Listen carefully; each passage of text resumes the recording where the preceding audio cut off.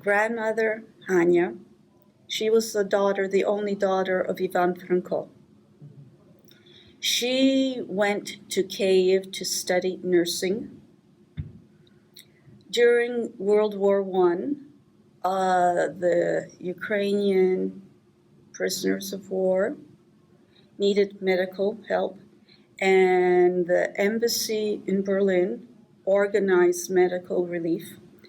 And she went to Berlin as a nurse, and that's where she met Dr. Petro Kluchko. And that's why I have the Kluchko name instead of Franco. So it's sort of like a Dr. Zhivago movie. Oh. Yeah, the nurse and the doctor.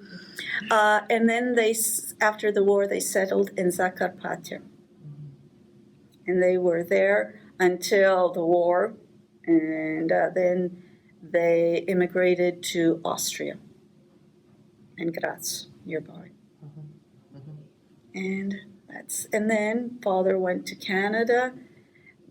His father died, and then mother came over, and then he sponsored grandmother, Anna, also to Canada. So in our home, it's a duplex.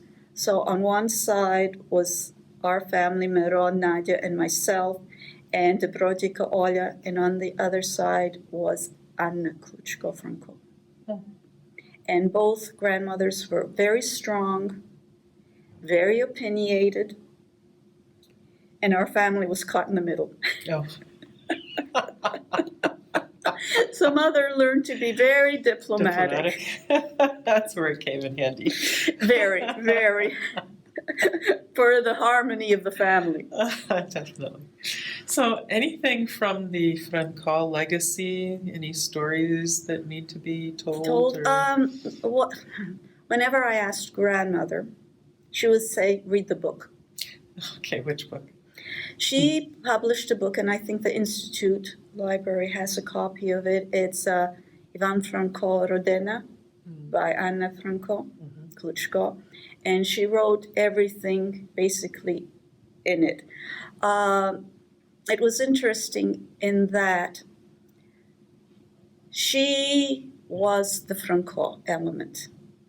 Our family, our purpose was just survival, because I became ill. So mother didn't work. She stayed at home taking care of me. I didn't attend school for a year and a half, so I had homeschooling. So dad went working, providing, taking care of the nucleus of the family. So anything of Franco was Babsa's department.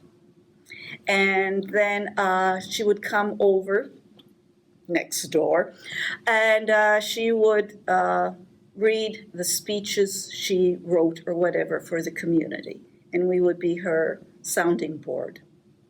So, and then I remember that Canadian, Latin Christmas we had at our place, and then Nasha Sviata was at Babsa's. And she made this beautiful perich. I don't know if you know perich. It's a bread that has in the middle meat and egg filling. Absolutely marvelous, fresh. So I think she got the recipe from her mother from Kyiv. So. Nice. And did she do a lot of public speaking? When the community wanted, she was available. But she was a nurse assistant at Mount Sinai Hospital. She was. And she worked longer than her 65 years. Whenever she had any time, she would go into the storage room and embroider. So that was her relaxation. But then when she broke her arm, and at the hospital, and they needed documentation, then they found out she was 70 and way above the age of retirement, so she then had to retire. So if it wasn't for the accident, who knows how long. She would have